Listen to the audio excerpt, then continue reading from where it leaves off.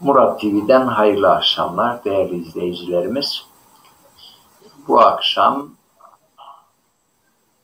Zazaca kursunun ikinci dersinde yine huzurunuzdayız. Bu dersimizi eğer kısmet olursa Nevzat Koç kardeşimizle yine birlikte işleyeceğiz. Umarız faydalı olur.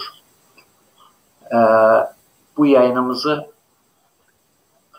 yayınımızı paylaşarak daha fazla dostlarımıza ulaşmamızı sağlamamıza yardımcı olabilirsiniz. Ben de bu arada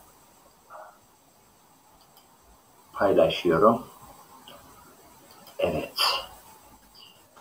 Hem moderatörlük hem sunuculuk hem dersi işlemek aynı anda böyle kolay değil. Evet, kendi platformumuzda da paylaşmış olduk. Dersimize hazırız, başlayabiliriz. Mazazaki ma bis, zazaki musen nusenyo one. Biz zazaki öğreniyoruz, yazıyoruz ve okuyoruz.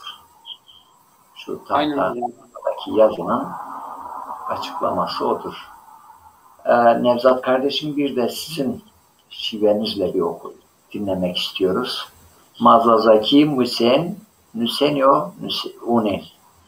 Mazazaki nuseni musani vanani. Evet. Şimdi ikinci slaytımızı getiriyorum. Evet. Dersimize başlayabiliriz.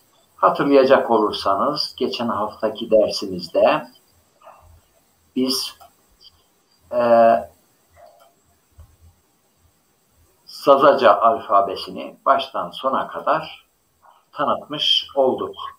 Ki Zazaca alfabesini tanıtırken söyledik. Dedik ki bu alfabe Türkiye Türkçesinin alfabesiyle aşağı yukarı aynıdır. Tek tek örnekleriyle size göstermiştik. Ancak Türkiye Türkçesinde olmayan bazı harfler Zazaca'da vardır. Çünkü Zazaca sesli harf ve sessiz harf bakımından diğer dillerden çok daha zengindir. Bu harflerden bir kısmını biliyoruz zaten. X harfi H sesi veriyor. V harfi W ile yazılıyor. V olarak okunuyor. Q harfi var. K harfinin daha kalınıdır. Biz bunları tabii ki hem sesli harflerden farklı olan hem de sessiz harflerden farklı olanları tek tek işleyeceğiz. Bu akşam Türkiye Türkçesinde olmayıp da Zazaca'da olan bir harfle devam ediyoruz dersimize. Ben şu tahtamızdaki yazıyı birazcık daha büyüteyim. Evet, şöyle büyütmüş olduk.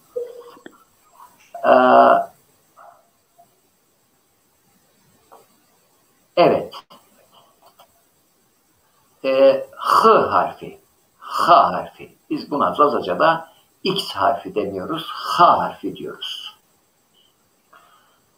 Şudur. X çarpı işareti gibi bir harftir.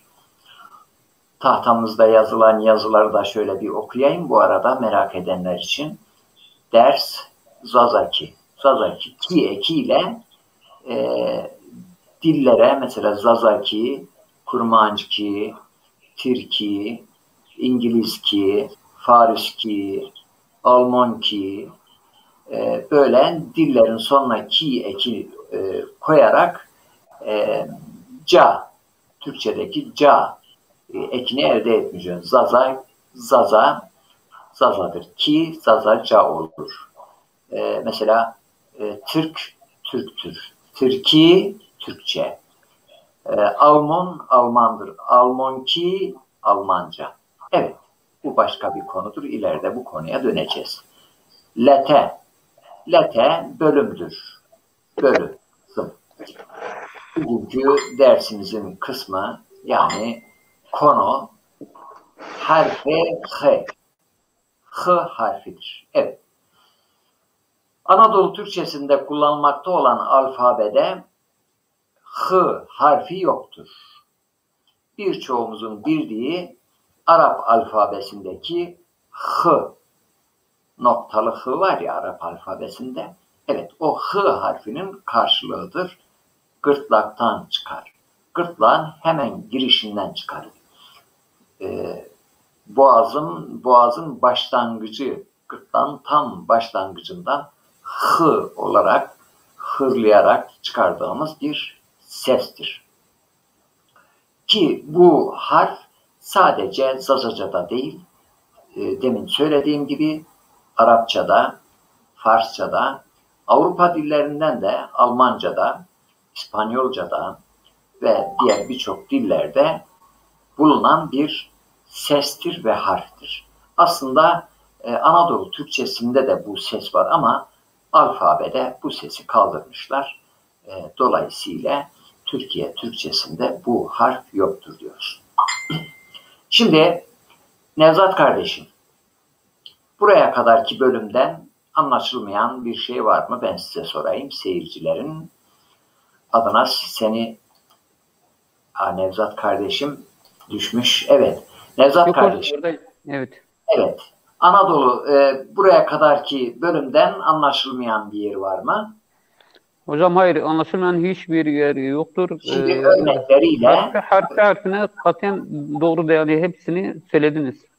evet. Nezir Alkan kardeşimiz hayırlı olsun diyor. Hoş geldiniz. Süleyman Ertuğrul abimiz selamun aleyküm. Şunçum yapıyorum. Hayru. Diyor. Burada da hayr kelimesindeki X harfi de bizim kullandığımız H harfidir. Evet. Aynen hocam.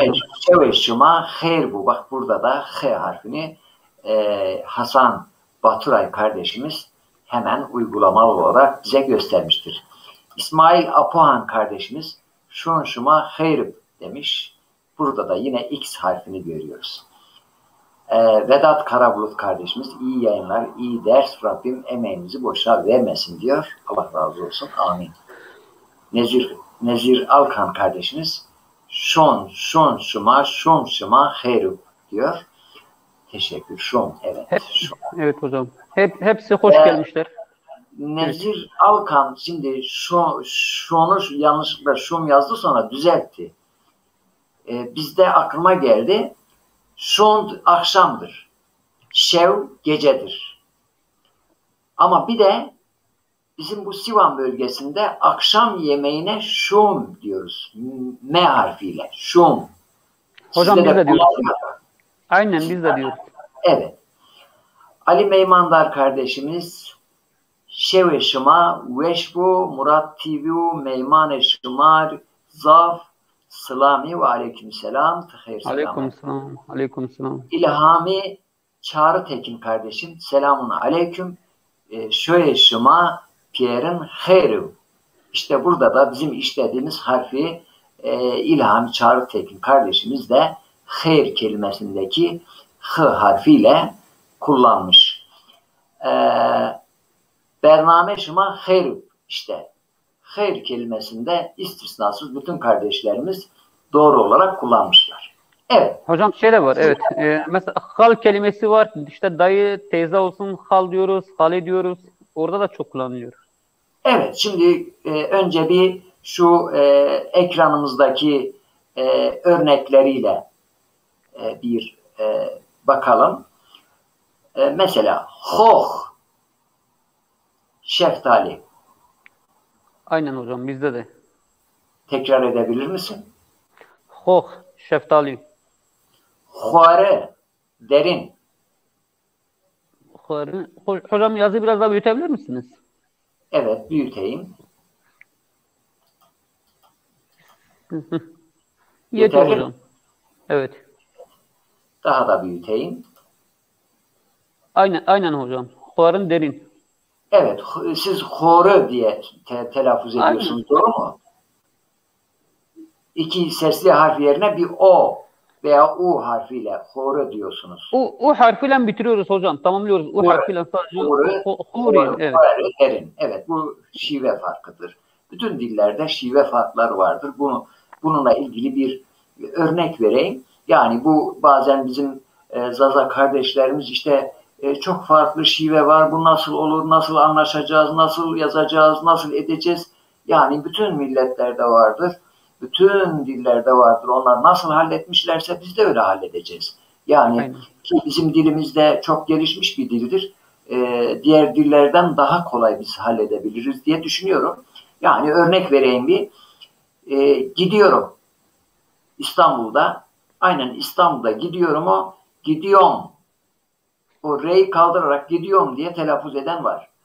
Gel Diyarbakır'a gideyim. Aynen. Elazığ'a Aynen git hocam. gideyim diyor. Bingöl'e gel giderim. Git Erzurum'a cidiyorum. Cidirem. Cidirem diyor adam. Git Trabzon'a veya Rize'ye Cidayrum diyor. Şimdi Cidayrum'la gidiyorum arasındaki farkı görebiliyor musunuz? Yani bu Çok bütün dillerde mesela G yaparlar, efendime söyleyeyim kelime yutarlar, kelime kaldırırlar ama ilim adamları dilin asıl konuşulması, nasıl doğru konuşulur, kitapta nasıl yazılır, şive farkı, yani şiveyle konuşulan bir dil vardır. Bir de yazı dilinde kullanılan bir dil vardır. Tabii bunu başka milletler 500 senedir üzerinde uğraşmışlar, tam halledememişler. Bizim yeni olan bir alfabemiz var. Bunları biz anlayışla karşılamamız lazım ve sabırlı olmamız lazım diye düşünüyorum. Evet, geçiyoruz. Berhudar, mutlu. Tekrar edin. berhudar, mutlu. Beht, kader, talih. Aynen hocam. Bakt. Kader talih. Bizde de aynı. Hoz, hoz, domuz. Aynen hocam. Hoz. Siz hoz diyorsunuz, biz hoz diyoruz. Yani Evet, baştakini kullanıyoruz. evet. Dehalet, rica, yalvarma. Ez dehalet kenten kademiyik. Aynen Rica hocam. Bizde ediyorum de. cevap Aynen, diyoruz. aynen hocam. Dehalet. Germekna, germekna. Pişik yaptı. Germekna. Aynen hocam. Germekna. Germekya, pişik oldu. Aynen. Mesela germekna, germekya. Germekna pişik yaptı. Germekya pişik oldu. Bu fiil konusunda bu konuya eğilecek. Gevehna mıncıkladı. Gevehya mıncık Aynen. Aynen hocam. evet. Gevakna. Germekya mıncıkladı. Kerhu vira. Kerhu Unuttu. vira. Unuttu. Bazıları da huvira kert şeklinde de söyleyenler var. Aynen. Biz o şekilde kullanıyoruz hocam. Huvireke. Huvira kert. Evet. Hı hı. Buradaki hu kelimesi mesela hubhu kendi kendine. Hubhu. Evet. Evet. Kıkayış öksürmek.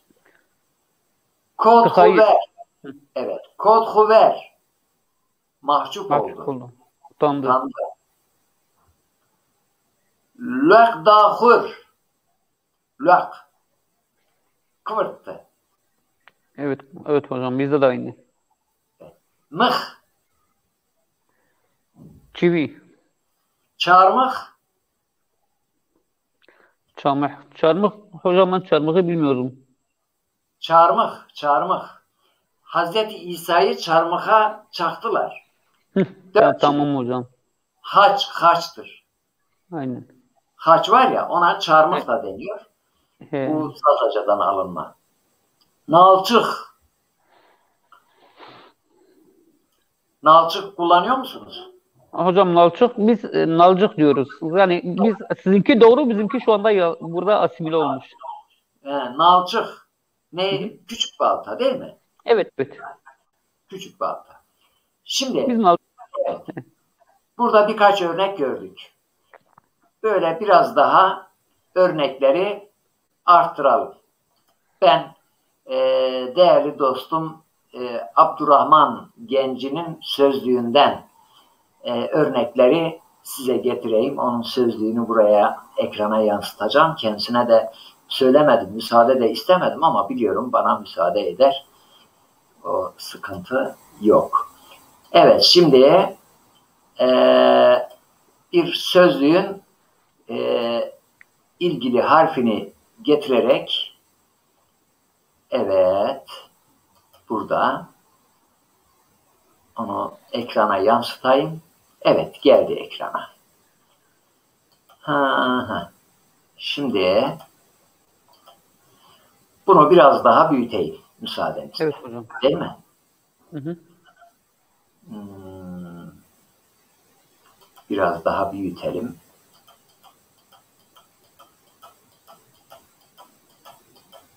Yeter mi? Yetiyor hocam. Yeter değil mi? Hı hı. Evet. İşte bu teknoloji güzel bir şeydir aslında. Yararlanmak lazım. Değil mi? Aynen hocam. Şimdi hemen haçtan geldik. İlk kelimeyi haç yazmış. Haç. Haç diyor ya, haçlılar. Bu Hristiyanların... Aynen hocam. Haç biz de diyoruz hocam. Evet. Hazreti İsa'nın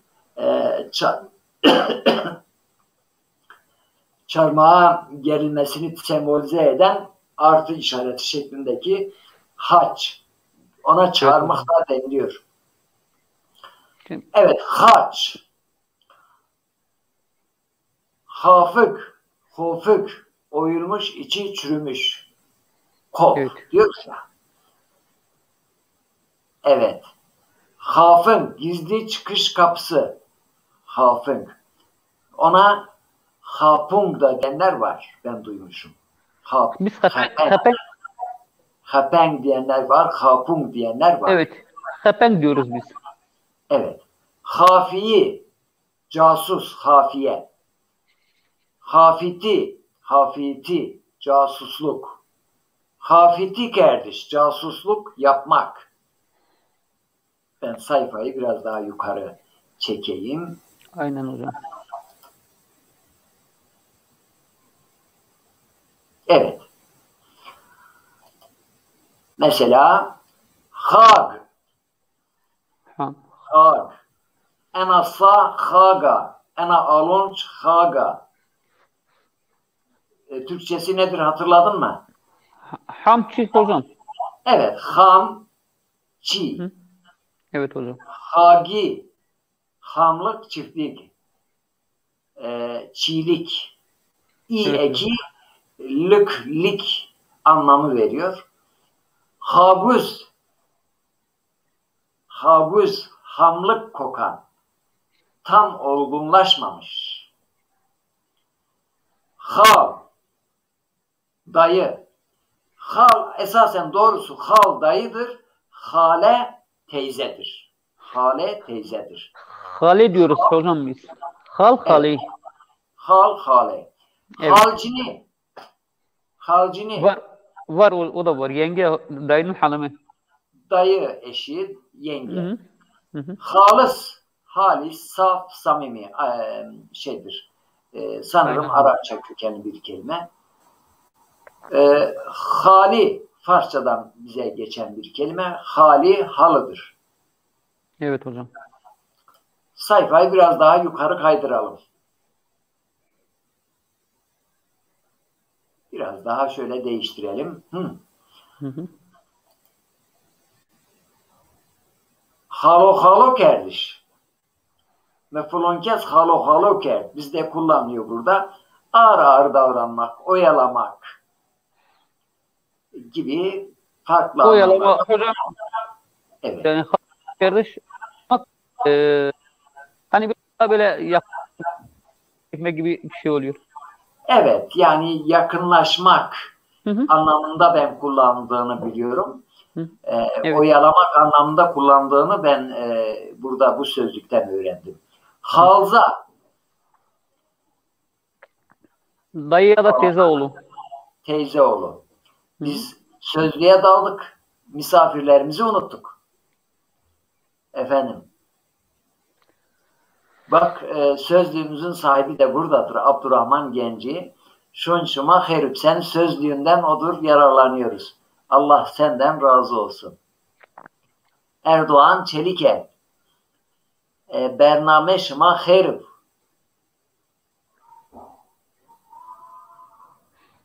Ali Meymandar bun şeveşıma veşbu. Murat Tivyu Meymaneşıma zaf slomi.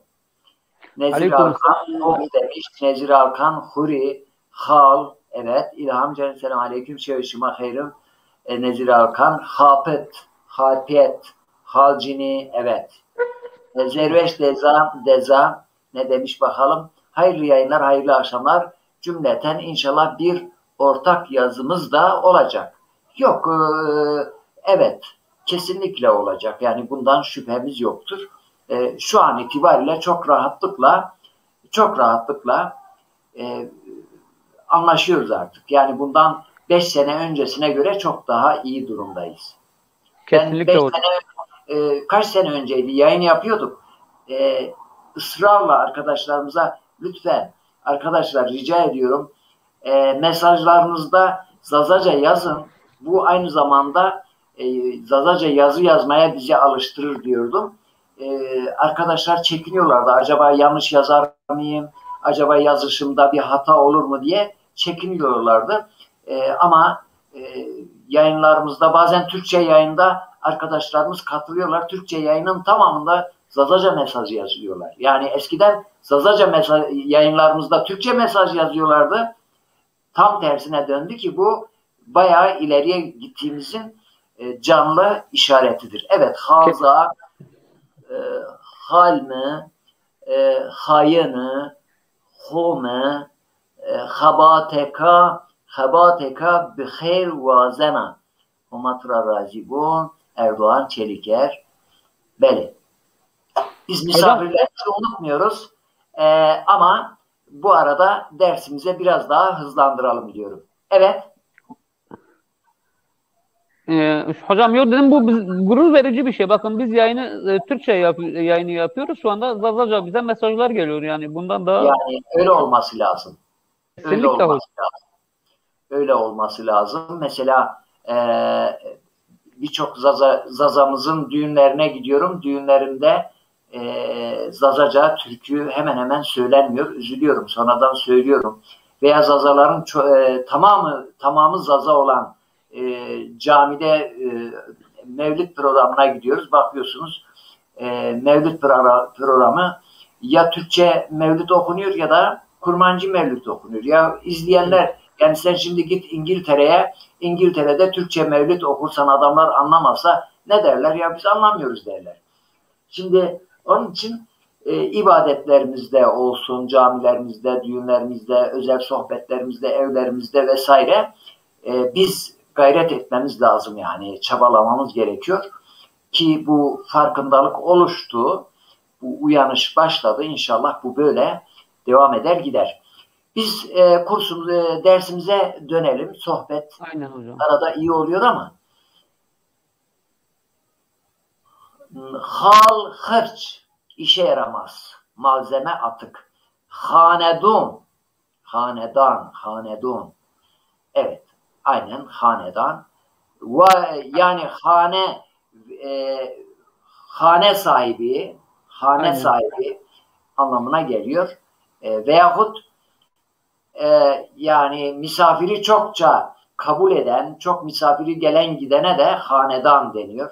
Veya çok asil insanlara da hanedan deniyor. Hap, kandırma, aldatmaca. Hap kardeş, oyuna getirmek, kandırmak. Sayfayı yukarı götürelim mi? Götürelim hocam. Evet. Hocam işte biz orada hap'a biz diyoruz, biliyor musun hocam? Hap kelimesinin evet. Diyoruz. Geç orada vardır.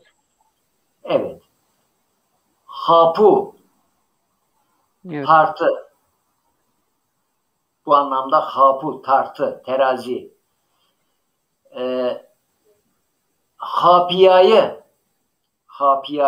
Hapiyaye iki şekilde sonu i ile de e ile de söyleyenler var. Kanmış, kandırılmış, aldatılmış. Doğru mu? Evet, evet hocam.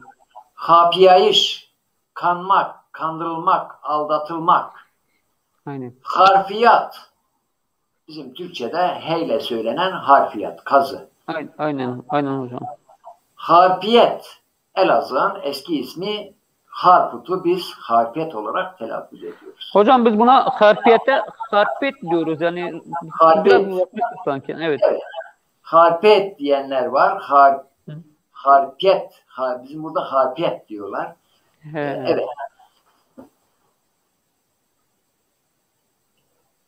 Has. Aşınma sonucu oluşan çukur delik. Falez. Ben bu kelimeyi ilk defa duyuyorum. Hocam ben de ilk kez duyuyorum. Hars kelimesini ilk kez duyuyorum. Abdurrahman Bey'in sözlüğü gerçekten çok güzel. Yani ben birçok sözlüğü inceledim. İçlerinden en güzel, yani böyle geniş, yani bir yüksek lisans tezi olmasına rağmen bastırmamış, PDF olarak internette bulabiliyoruz. Ama hakikaten güzel. Kendisi şu anda yeni kelimeler tabii bayağı birikmiş. Onları da ekleyecek yakında. İnşallah öyle kendisinden duymuştum bu müjdeyi de. Has. Kaliteli, orijinal. Aynen, aynen hocam. Özgün, özgün. Haskın. Arpalık, çiftlik gibi kullanma, dilediği gibi kullanma. Haskın kardeş, dilediği gibi davranmak, arpalık, çiftlik olarak kullanmak. Hatır. Hatır, Türkçe'de hatır deniyor. Aynen, aslında aynen, hatırdır. Hatır zonaye. Hatır bilen, kadir kıymet bilen insana söyleniyor bu. Hatır zonaye.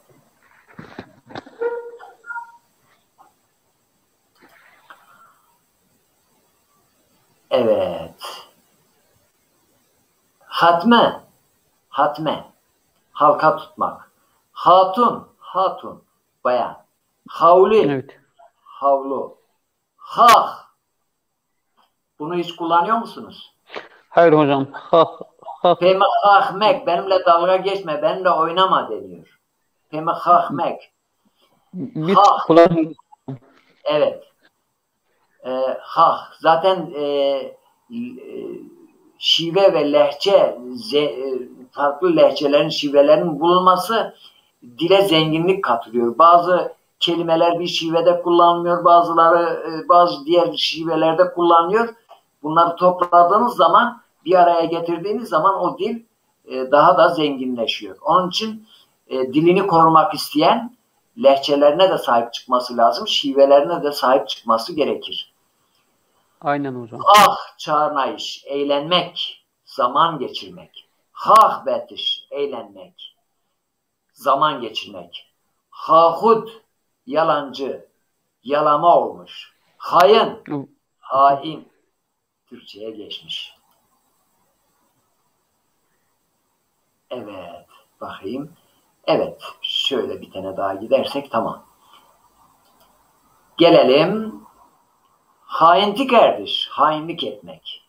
Hain bir iş mesela, hain olmak. Bak, kelimenin sonuna kardeş yani yapmak, etmek anlamı katıyor. Bir iş koyduğunuz zaman olmak anlamı katıyor. Hazmık. Hazmik fek mi diyor? Ne demek? Damak. Ağzın damağı, tavanı var ya, ağzın üst kısmı. Hocam duymamıştık ama. Hazmık. Yani evet, haznak, kahin. Kahine haznak deniyor. Haznagi, kahinlik. Hademe, hizmetli. Evet. Biz eskiden çok kullanıyorduk. Haj, hece diyoruz ya şarkılarda. Evet. Hatice'nin kısaltılmışıdır. Hala, yüz görümlüğü hediye. Halas Arapçadan bize geçmiş. Kurtuluş. Bu sözlüğünde Evet. bir özellik de kelimenin isim mi fiil mi olduğunu söylüyor. Hangi dilden geldiğini de söylüyor. Aynen hocam. Halas yayiş, kurtulmak. Halaskar. Gidelim yukarı görelim. Halaskar, kurtarıcı. Halas naiş. Ona halas naiş da diyoruz. Eyle de söyle. Halas naiş şeklinde de kurtarmak. Halat. Halat. Aynen halat. Yunanca kökenliymiş bu. Halat. Hilat. Osmanlıca'da, Arapçadan geçmiş. Onurlandırmak için gönderilen giysi. Hilatini giydi diyorlar ya Osmanlıca'da hilatini giydi. Evet hocam. Halife. Halife biz hıyla söylüyoruz. Halifeler. Halifeler diyorlar. Hallaç. Hallaç. Pamuk açıcı. Yani pamuk işliğiyle uğraşanlara hallaç deniyor. Meşhur bir sofi var. Hallacı Mansur. O da hallaç. Şimdi gelelim. Bu kelimeyi okuyabildin mi? Evet hocam. Oku. Halife mi hocam? Halife. Hallaç onun altındaki. Hem. Biz çadır biz hem diyoruz hocam. Yumuşak hem diyoruz. Yani heym olarak da kullananlar var. Heym. Heym olarak kullananlar var. Heym diyenler de var. Evet. Evet hocam. Onun altındaki hemilnaiş süslemek yani. Bizde de aynı şekilde onun altındaki o da hemilnaiştir. Süslenmek. Mıtı hamilne. Ben seni süsledim. Nuhu hamilna ben kendimi süsledim. Yin ve hamilya süslendi. O hamilya süslendi. Kendi kendine süsledi. Evet hocam. Onun altındaki hanıknaiş. Boğmak, boğdurmak. Q harfi, bu K harfinin biraz daha kalınıdır. Sonraki derslerimde o Q harfini de kullanacağız. Bununla ilgili gelen kelimelere de bakacağız. Aynen. Onun altındaki hanıkna yok. Boğan. Evet, boğulmuş. Hanıknaya boğulmuş ya da suda boğulmuş. Evet. Onun altındaki hanıknaiş da boğulmak, boğulan.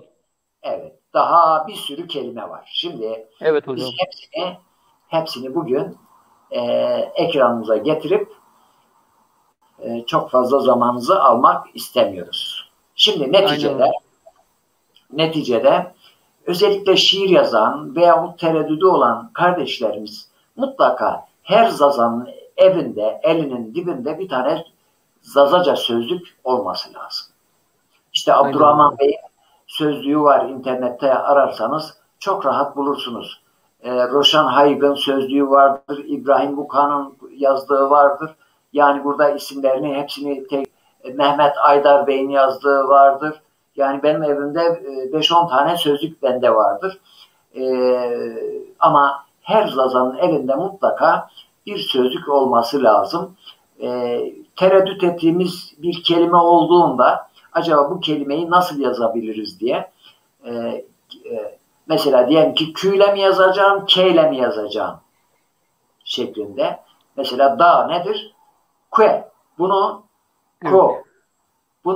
Q ile mi yazacağım, K ile mi yazacağım tereddüdünüz varsa söz diye bakarsınız. Türkçe'de de böyledir. Türkçe'de de biz diyelim ki makale yazıyoruz. Bir kelime geldi. O kelimenin doğru yazılışı nasıldır diye hemen sözlüğe veya imla kılavuzuna bakıyoruz. Evet. Bu dersimizin sonuna geldik. Biz az işliyoruz ama basite indirerek daha da işi basitçe herkesin anlayacağı şekilde. Mesela buradaki izleyicilerimizin çoğu bunları biliyorlar ama içimizde olur ya daha sıfırdan başlayanlar olabilir. Biz bu nedenle sıfırdan başlayarak daha da üst duruma gideceğiz. Evet, bir bakalım mesajlara. Evet. Epey mesaj var. Epey mesaj var ama tek tek hepsini okursak çok zaman alırız. Biz hepsine Erdoğan, Çelikel, Mirzan, Halo, Bobonse, Hah, el alemin diline düşmek, rezil olmak. Hahut, sağlam olmayan, sallantıda olan. Aynen. Mesela Aynen hocam. Hasan Baturay demiş tı hah bena voni madı. Mehmet Bucanak demiş şun şıma hayrib huma güre şıma biyar veri. Birbirimizin yazdıklarını okumakta hiç sıkıntı çekmiyoruz. Aynen Elhamdülillah hocam. artık Zazaca yazmaya alıştırar, öğrendiler. Önemli bir kesim, yani bayağı çok sayıda Zaza şu anda yazıyor, çiziyor, hem de şiir. Yani diyebilirim ki orantıya vurursanız şu anda şu bölgede en fazla şiir yazanlar Zazalardır. Nüfus orantısına göre. Aynen hocam. Ben ediyorum kaç kişi şiir yazıyor. Neden biliyor musun? Zazaca şiirsel özelliği yüksek olan bir dildir. Harf ve ses zenginliği var.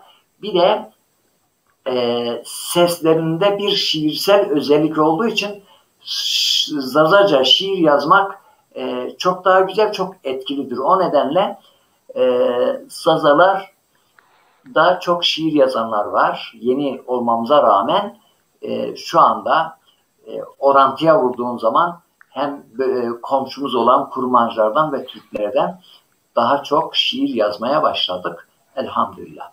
Evet, Evet, hocam. bir sonraki dersimizde tekrar buluşacağız. Bize dersimizle ilgili görüş, öneri, eleştiriniz olursa lütfen burada genelde de yazabilirsiniz, özelde de yazabilirsiniz.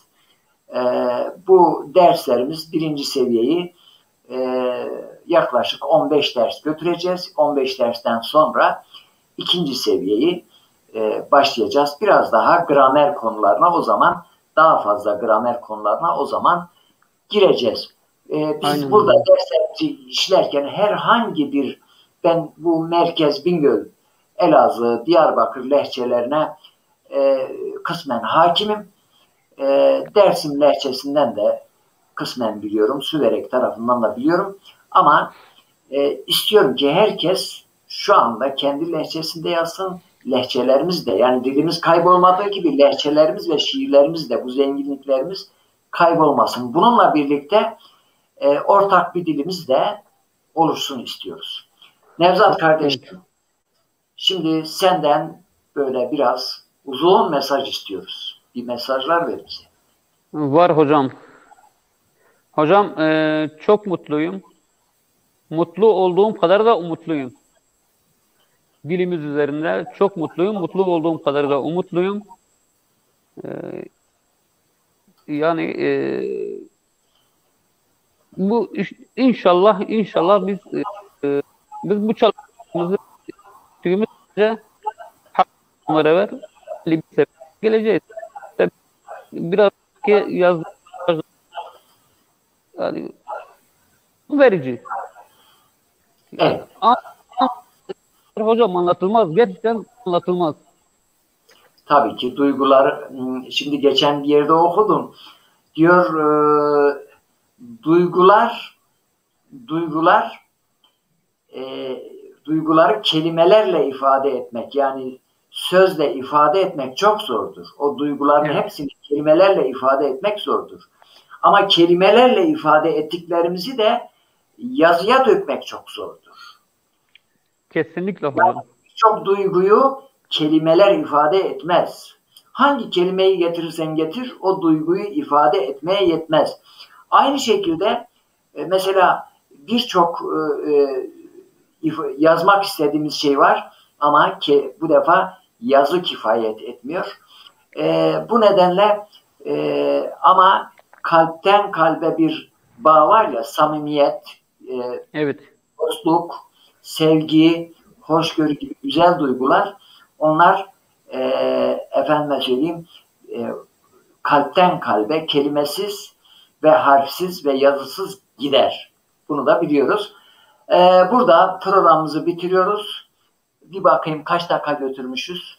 Gene 40 dakika diyoruz. Evet. 40 dakikaya çıkarıyoruz. Haklarına helal etsinler. Evet. Demin söylediğiniz gibi biz dilimize sahip çıkıyoruz.